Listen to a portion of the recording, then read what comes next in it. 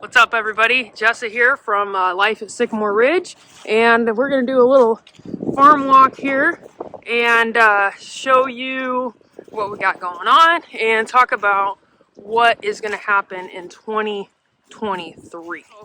First of all, this is probably pretty obvious for a lot of people, but we've gone to hay as best we can for feeding the cows and the goats. And I know a lot of people are like, duh, obviously you have to. But we just couldn't get our hands on any. And as you can see Macy there, and it makes her so much happier being on the hay. It seems like she's not bellowing as much, and the goats, they seem indifferent. I think they look a little better, but Macy, the cow especially, seems so much happier on it. You could pour green to her all day, and she'd just eat and just never really be satisfied. So this is working out really well. And oh my gosh, Luna's got a turd. This is their new favorite thing, is to reach through the fence and get turds. Mila, what are you doing? Are you, yep, nah, yucky. So anyway, aside from the turds, that's not new for 2023. That's very much a carryover. Sometimes I think Macy craps right next to the fence so that the dogs can do it. Like they have a teamwork thing going with the poop. Goals for 2023. So, you see this big pasture behind me? It's not huge, but it's big for us. And I desperately want to get it fenced in. Last year I did electric fence around it, and that worked all right.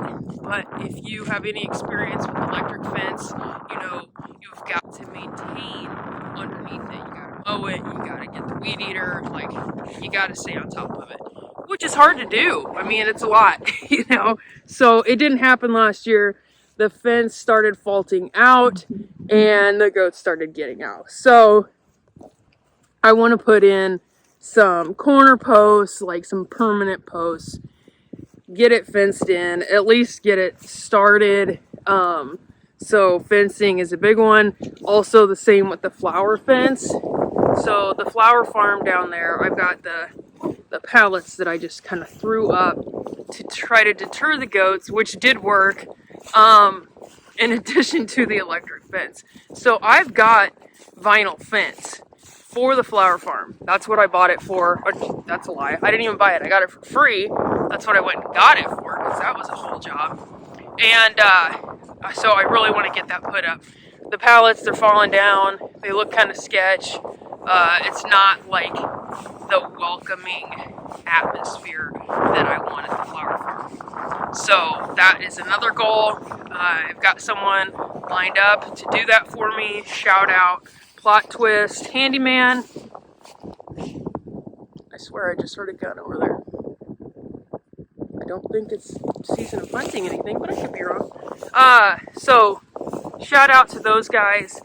They do great work. They helped last year get the fencing up and clean up the farm before an event that we had. So other things, events. This is not new this year, but it's going to be growing. Is May 6th. We're going to have the plant sale right down here at the flower farm like we did last year. I'm hoping to have a few more plant vendors. So I'll have some house plants as well, not just the garden veggies that I do. One thing new that we're offering with the flower farm this year, with the farm I should say, is garden starter kits. So there's 3 different sizes to choose from.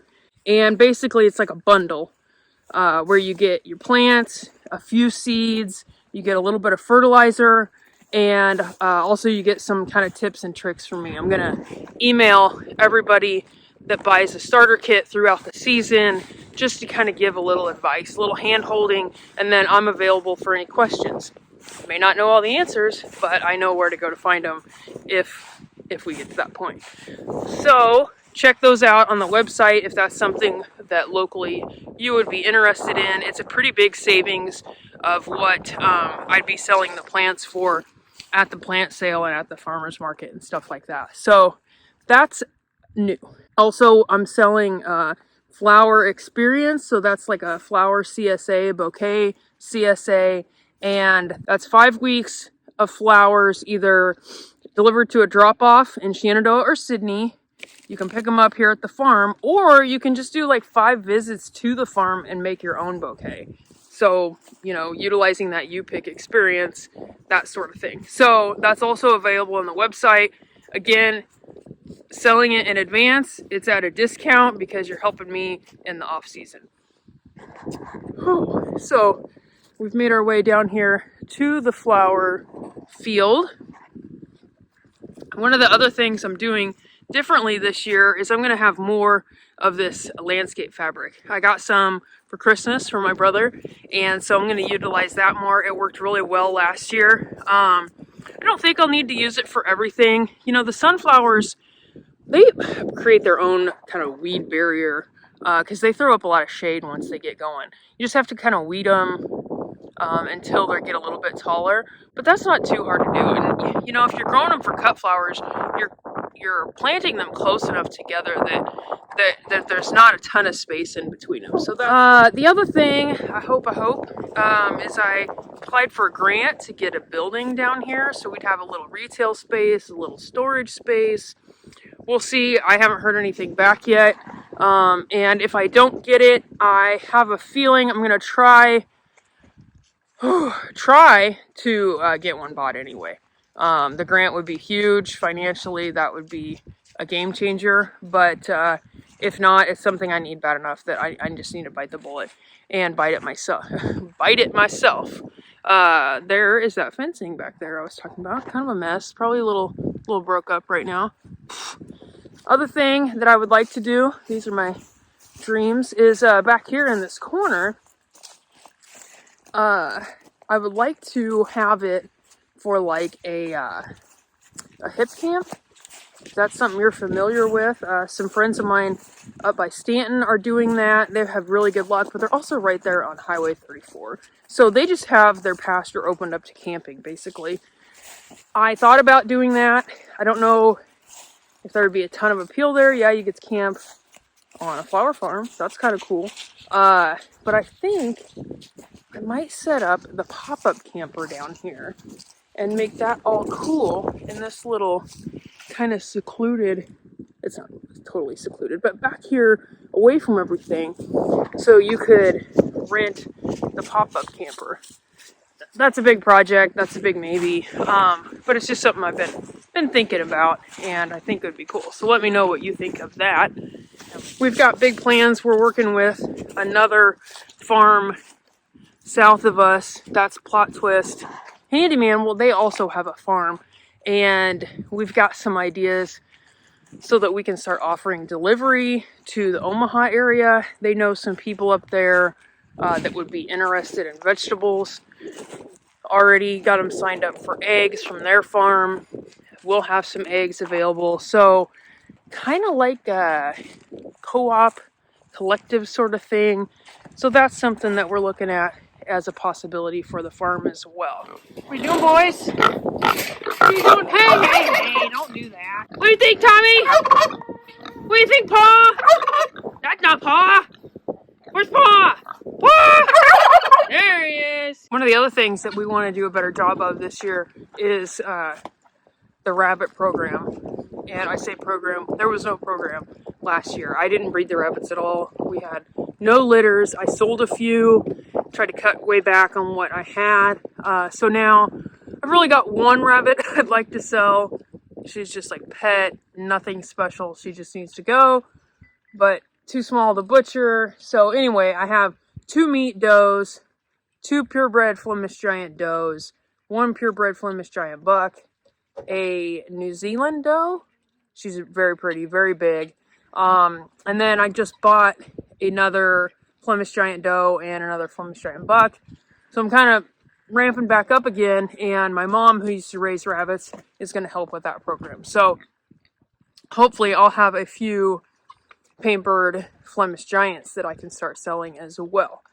So, you know, it's easy to make all these plans in the winter when there's really not much you can do except chores. So we'll see how all that actually shakes out. As far as garden plans for 2023, that is just continue the course, continue expanding, lots of tomatoes, and get better and continue all the preservation. So last year I did a lot of dehydrating. I stuck my toe into canning. I still have more tomatoes that I need to process from last year, but definitely way better than I've done years past. I sold quite a bit of produce. I'm going to continue on that track.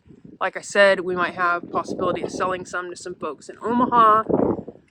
Still planning on maybe hitting one farmer's market for sure on a weekly basis, and then others like for special events and stuff. We'll kind of see how that goes. But just trying to get out there, get the flowers out there, sell to more florists, that sort of thing. Woo, it's cold. It is 14 degrees right now, so bursy. So yeah, that's kind of a rambling video, but those are just high level, some of the plans for 2023. If you're local, make sure you go on our Facebook. We are doing a drawing for a pair of tickets to the flower farm. So that'll include, getting in and, it's like a $20 bouquet. So that will be going on until February 12th. So it's definitely a Valentine's Day theme type of thing. So make sure you get on our Facebook and get yourself signed up for that. And if you're interested in any garden plant starts, definitely check those out. They're all on our website. So until next time, I will catch you guys on the next one. Later.